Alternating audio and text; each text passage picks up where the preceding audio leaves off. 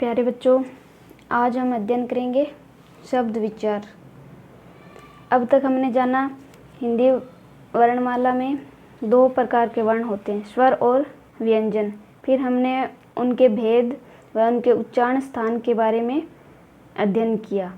अब हम पढ़ेंगे शब्द क्या है, शब्द के कितने अर्थ है, किस प्रकार उनको बांटा गया है।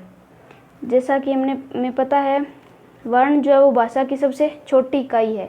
वर्ण से शब्द और शब्द से वाक्य और वाक्य से आगे भाषा का निर्माण होता है। तो वर्ण जो है वो 2 प्रकार के थे, स्वर और व्यंजन, और वर्णों से मिलके क्या बनेंगे, शब्द। तो आज हम पढ़ेंगे शब्द क्या है। शब्द क्या है, या हम यूं कहें कि भाषा की सबसे छोटी और सार्थक इकाई। अगर सीधा पूछे कि भाषा की सबसे छोटी इकाई तो वर्ण हो गई, लेकिन भाषा की सबसे छोटी और सार्थक इकाई यानी जिसका कोई अर्थ हो तो वो हो गई शब्द। इसको हम यूं लिख सकते हैं, भाषा की सबसे छोटी व सार्थक इकाई शब्द है, या एक से अधिक वर्णों से बने सार्थक ध्वनि समूह को शब्द कहते हैं। एक या एक से अधिक वर्णों से बनी हुई स्वतंत्र सार्थक इकाई शब्द कहलाती है।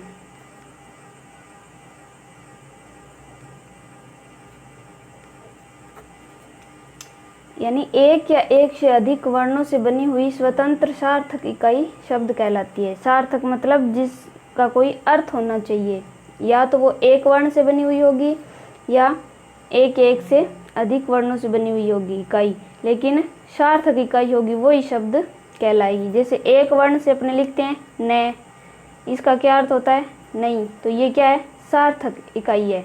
इसको अपने शब्द बोल सकते हैं कि एक वर्ण से निर्मित शब्द। जैसे हो गया वह, इसका अर्थ होता है और, तो ये भी क्या एक सार्थक इकाई है, इसको भी अपने शब्द भी बोल सकते हैं। बाकी कमल, आँख, ये क्या है, ये 3 वर्णों से मिलके बना हुआ शब्द है। ये 2 वर्णों से मिलके बना हुआ शब्द है। परमात्मा, ये क्या हो गया, शब्द हो गया। यानी अब हम पढ़ेंगे शब्द के भेद। शब्द के 4 अलग अलग प्रकार से उसके भेद किए गए हैं। शब्द की उत्पत्ति के आधार पर,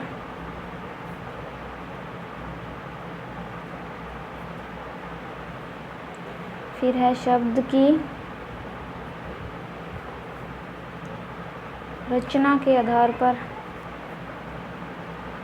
फिर है शब्द के प्रयोग के आधार पर,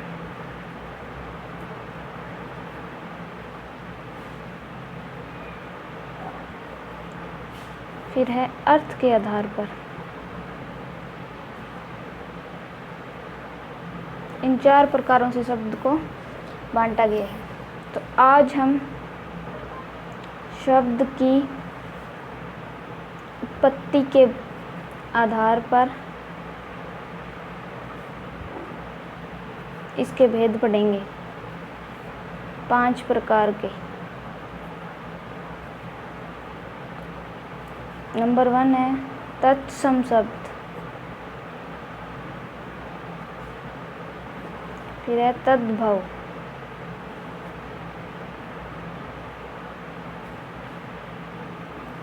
देशज शब्द,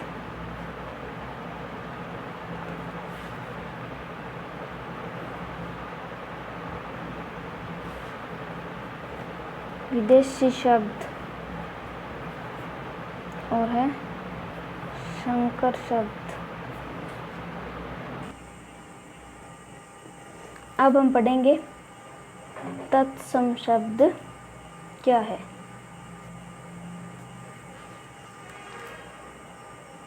तत् प्लस सम का अर्थ है उसके समान या उसके जैसा, या हम यूं कहें किसी भाषा में प्रयुक्त उसकी मूल भाषा के शब्दों को तत्सम शब्द कहते हैं। तो हमें पता है कि हिंदी की जो मूल भाषा है वो कौन सी है, संस्कृत। तो हम यूं भी लिख सकते हैं कि संस्कृत के वे शब्द जो हिंदी में ज्यों के त्यों लिखे जाते हैं उसे हम तत्सम शब्द कहेंगे। तो हिंदी की मूल भाषा क्या है,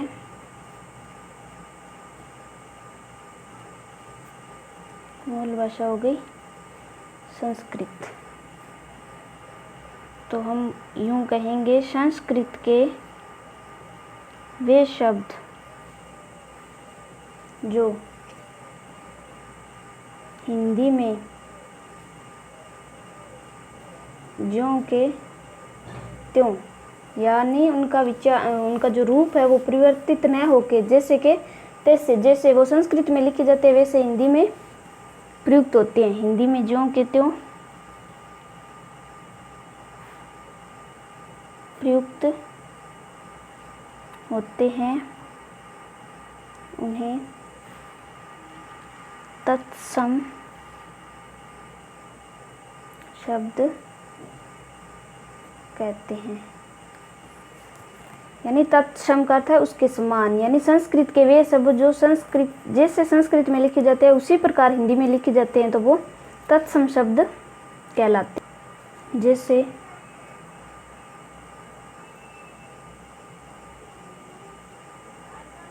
अट्टालिका, कारण, अग्नि आदि। ये क्या, ये तीनों जो है वो संस्कृत के शब्द है लेकिन हिंदी में भी ये प्रयुक्त होते हैं तो हम इनको तत्सम शब्द कहेंगे। अब हम पढ़ेंगे तद्भव शब्द।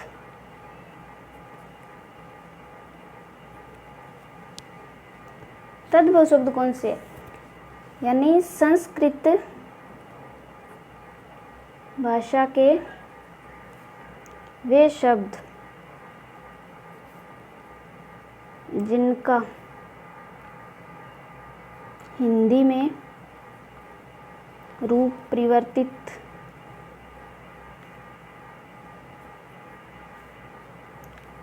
कर प्रयुक्त किया जाने लगे। संस्कृत भाषा के वे शब्द जिनका हिंदी में रूप परिवर्तित कर प्रयुक्त किए जाने वाले शब्द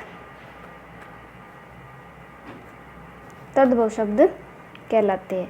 तत्सम शब्द तो थे जो हिंदी में ज्यों के त्यों प्रयुक्त हो रहे थे, लेकिन तद्भव शब्द जो क्या है, उच्चारण की सुविधा अनुसार संस्कृत भाषा के वे शब्द जिनका हिंदी में रूप परिवर्तित कर दिया गया तद्भव शब्द कहलाते हैं। जैसे तत्सम शब्द था अट्टालिका, उसका तद्भव शब्द हो गया अट्टारी। कारण का हो गया कान, अग्नि का हो गया आग। तो ये क्या हो गए, तद्भव शब्द। अब हम पढ़ेंगे देशज शब्द।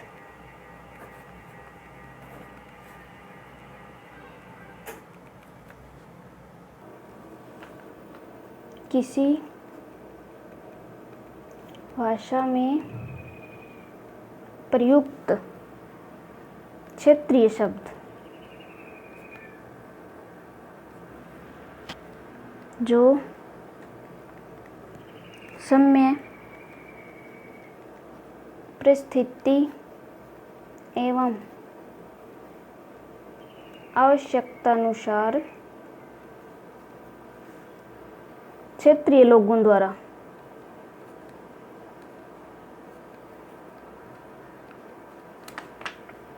बना लिए जाते हैं, देशज शब्द कहलाते हैं। यानी ऐसे शब्द जो क्षेत्र विशेष में समय परिस्थिति या आवश्यकता अनुसार लोगों द्वारा ही गढ़ लिए जाते हैं या बना लिए जाते हैं, जिनका कोई देवनागरी लिपि से संबंध नहीं है। या हम यूं कहें कि जो हिंदी भाषा या हिंदी वर्णमाला में पहले प्रयुक्त नहीं होते थे, उनको क्षेत्रीय लोगों द्वारा बना लिया गया और हिंदी भाषा में अपनी सुविधा के लिए प्रयुक्त किए जाने लगे। वो शब्द जो है वो देशज शब्द कहलाते हैं। जैसे प्रात, खचाखच, चुटकी आदि शब्द क्या है? देशज शब्द हैं। अब हम पढ़ेंगे विदेशी शब्द। अभी हमने देसी शब्द पढ़े थे, अब हम पढ़ेंगे विदेशी शब्द। राजनीतिक, आर्थिक, धार्मिक एवं सांस्कृतिक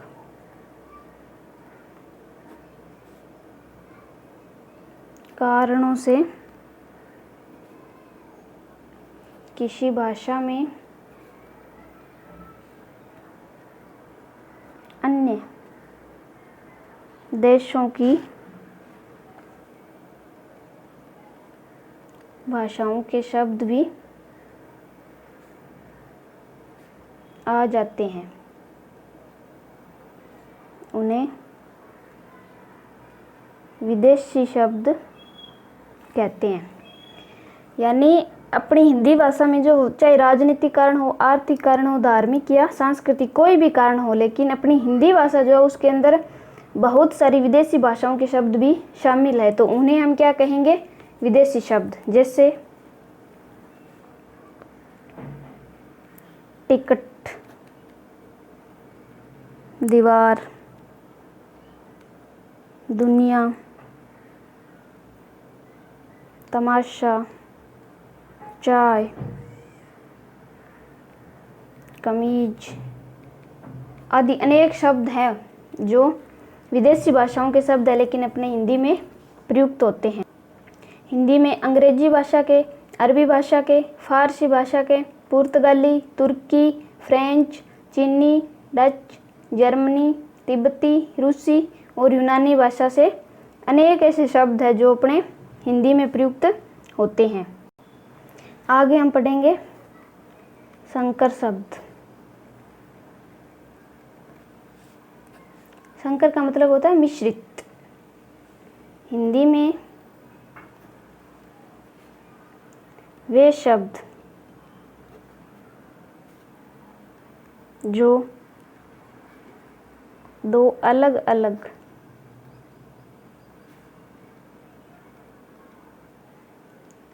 भाषाओं के शब्दों को मिलाकर बना लिए गए हैं, संकर शब्द कहलाते हैं।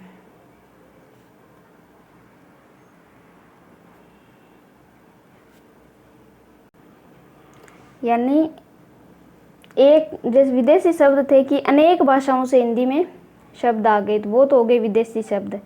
अब इन विदेशी शब्दों और अपने हिंदी के शब्दों को मिला के, यानी जिनको आपस में मिला के दो अलग अलग भाषाओं के शब्दों को मिला के जो शब्द बन चुके हैं, जो प्रयोग में लाए जा रहे हैं, उनको हम क्या कहेंगे? संकर शब्द कहेंगे। जैसे वर्षगांठ, ये शब्द है, तो अब ये दो भाषाओं से मिलके बना है। वर्ष शब्द जो है वो है संस्कृत का, और गांठ शब्द जो है वो है हिंदी का। इसी प्रकार एक और, जैसे नेक, नियत, तो जो नेक शब्द है वो है फारसी भाषा का, और जो नियत है वो है अरबी भाषा की। तो इन दो भाषाओं से मिलके जो शब्द बनते हैं वो संकर शब्द कहलाते हैं। तो बच्चों, आज हमने शब्द की उत्पत्ति के आधार पर शब्दों के भेद पढ़े।